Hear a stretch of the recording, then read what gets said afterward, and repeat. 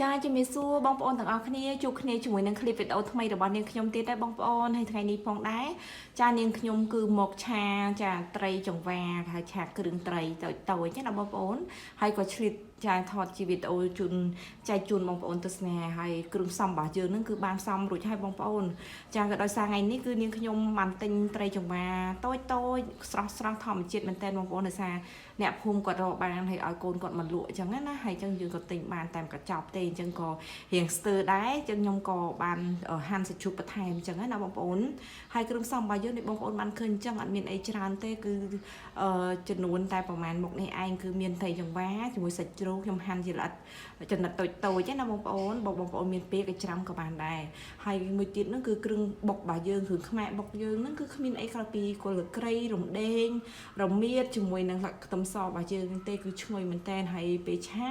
នឹងជាមួយខ្ញុំនឹងដាក់បន្ថែមនៅល្ក្រូចបងប្អូននៅសារឥឡូវហ្នឹងចាគឺ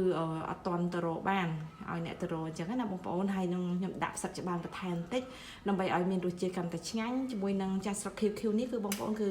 ម្រះព្រៅយើងណាព្រោះអីអាហ្នឹងវាបន្ថែមរសជាតិឲ្យកាន់តែឈ្ងុយឆ្ងាញ់អញ្ចឹងណាបងប្អូនចាអញ្ចឹងចង់ដឹងថាឆាគ្រឿងត្រីល្អិតរបស់យើងហ្នឹងនាងខ្ញុំឆាយ៉ាងម៉េចខ្លះចឹងបងប្អូនកុំភ្លេចទស្សនាវីដេអូនេះទាំងអស់គ្នាចាឥឡូវយើងទៅទស្សនាទាំងអស់គ្នាណាបងប្អូនចាបងប្អូនឥឡូវដំបងយើងដាក់ខ្ទះយើងឲ្យក្តៅសិនណា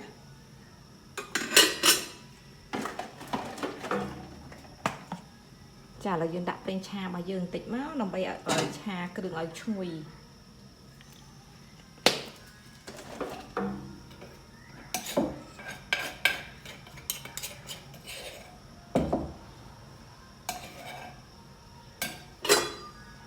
ចាខ្លាញ់យើងក្តៅហើយបងប្អូនចាក់គ្រឿងដែលយើងបានបុករួចណាចូលទៅណា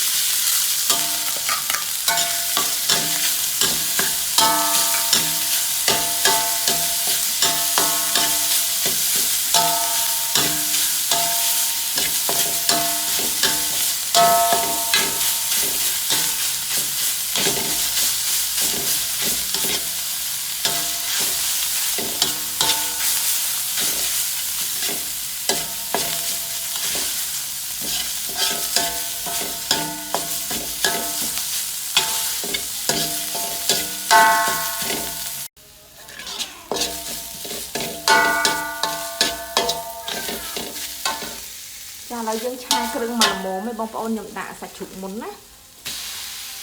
ឆាសាច់ជ្រូកឲ្យឆ្អិនមុនសិន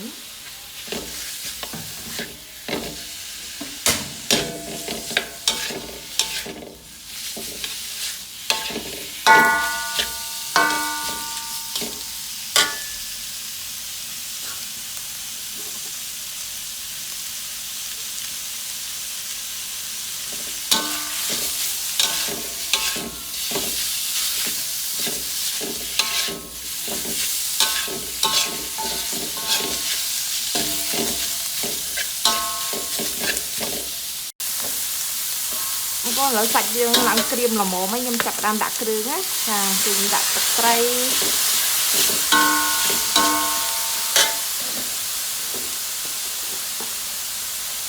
នេះប៊ីចេង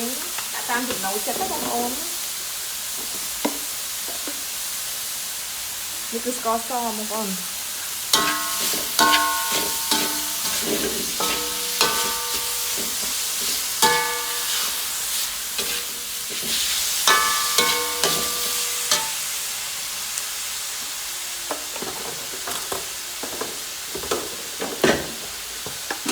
ចានេះគឺរ៉ូឌីបងប្អូនដាក់បន្តិចណា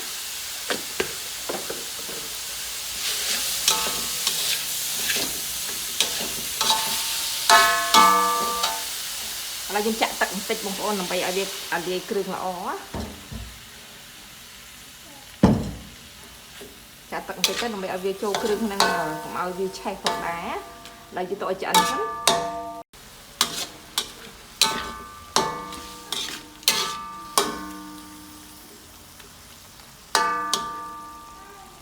យើងបង្កស់វាឲ្យឆ្អិនបន្តិចសិនព្រោះត្រីចង្វាយើងគឺវាបន្តិចគឺឆ្អិនហើយអត់យូរអញ្ចឹងសាច់គឺយើងត្រូវបង្កស់មុនអញ្ចឹងណាចាដល់សាច់ជ្រូកយើងឆ្អិនម្សៅបងប្អូនឥឡូវយើងដាក់នេះតែម្ដងណាចាដាក់កូនត្រីរបស់យើង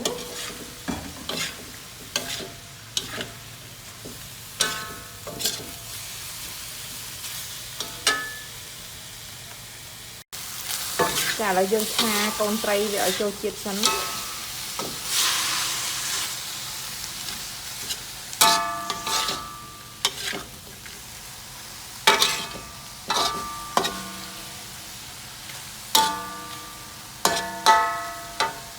គឺឈ្ងុយមែនទេបងប្អូន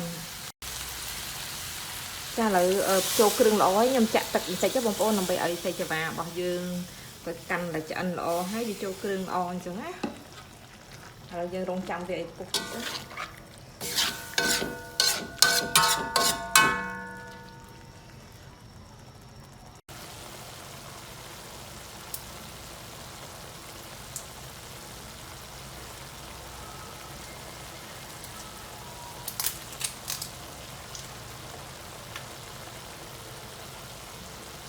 ចាបងប្អូនឥឡូវបង្ងាស់មកសន្ទុះធំហើយឥឡូវខ្ញុំដាក់ផ្សិតច្បើងមកយើងចូលតែម្ដងណា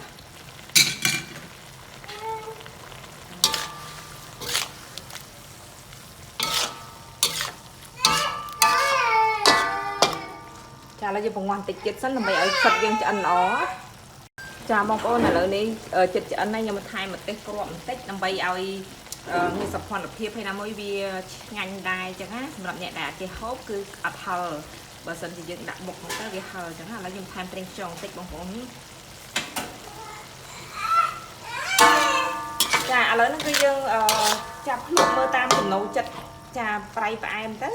ហើយយើងដាក់តែម្រះព្រៅទៅជាការស្រេចទេបងប្អូនអញ្ចឹងខ្ញុំចាំបន្តិចទៀតដាក់ម្រះព្រៅតែម្ដងណាចាបងប្អូនឥឡូវឆ្អិនហើយខ្ញុំដាក់សណ្ដាំបន្តិចបងប្អូនដើម្បីឲ្យមានរសជាតិជូរបើបងប្អូនជូរតិចតិចបើបងប្អូនអត់ចូលចិត្តទេមិនបាច់ដាក់ក៏បានដែរហើយចុងក្រោយនេះគឺខ្ញុំដាក់ចាម្រះព្រៅរបស់យើងចាឈ្ងុយមែនតើបងប្អូននិយាយទៅគាត់តែក្លិនម្ហូបនេះគឺខ្ញុំឃ្លានបាយតែម្ដងណាបងប្អូននិយាយទៅគឺម្ហូបនេះគឺម្ហូបចុកបាយចាឥឡូវជាការស្រេចទេបងប្អូនខ្ញុំឆាត្រឡប់ឲ្យវាសពូនទៅយើងអាចបិទបានហើយចា